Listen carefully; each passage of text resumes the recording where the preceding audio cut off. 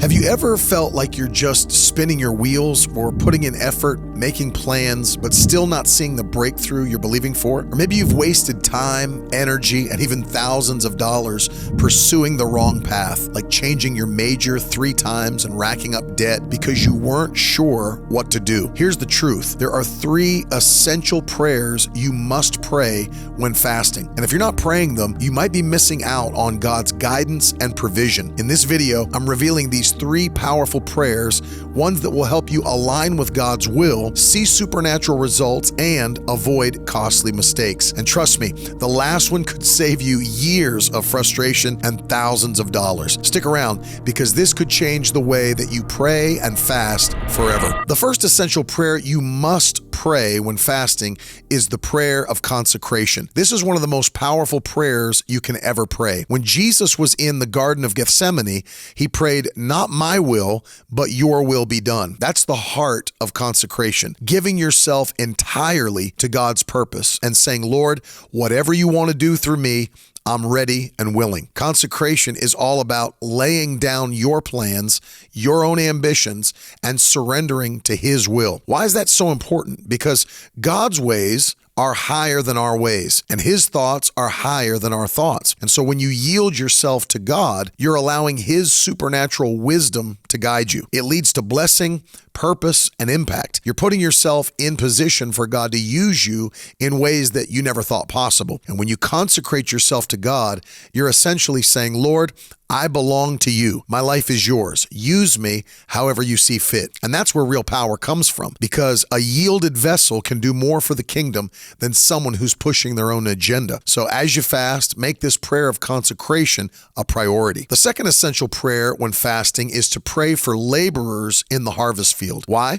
Because God's number one priority is souls. Jesus commanded His disciples to pray that the Lord of the harvest would send laborers into His harvest. After we've consecrated ourselves to God, our next prayer focus should be on igniting others to reap the end-time harvest of souls. We live in a time when people are more lost, more confused, and more in need of the gospel than ever before. And Jesus said, "The harvest is plentiful, but the laborers are few." So while you're fasting, don't just focus on your own needs or your own situation. Pray that God would raise up workers who are full of the Holy Ghost and power, who will go into the world and preach the gospel. Pray for missionaries, evangelists, pastors, and everyday believers to be set on fire with a passion for souls. This prayer aligns your heart with God's primary mission, seeing people saved and brought into the kingdom. Now, before I share the last essential prayer, let me encourage you, if you're serious about seeing God move in your life through fasting,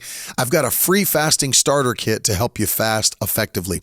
It's packed with practical tips, scriptures, and strategies to make your fasting experience powerful and impactful. Grab it from the link in the description below. And if you're looking to go deeper, check out my book, A Complete Guide to Biblical Fasting, where I break down how fasting impacts your spirit, your body, and your faith. These resources will help you immensely. Finally, the third essential prayer when fasting is to pray for divine direction. This one is so crucial because so many Christians end up wasting time and money simply because they never sought God's direction. Romans 8:14 tells us that God's children are led by His Spirit. If you don't know what God's called you to do, you can spend years pursuing the wrong thing. I've seen it happen. People change their college major 3 or 4 times, accumulating debt and wasting years, all because they never sought God about their purpose. You need to know what God has commanded you to do, because God is only committed to what He commanded. Psalm 127 and verse 1 says, "Unless the Lord builds the house,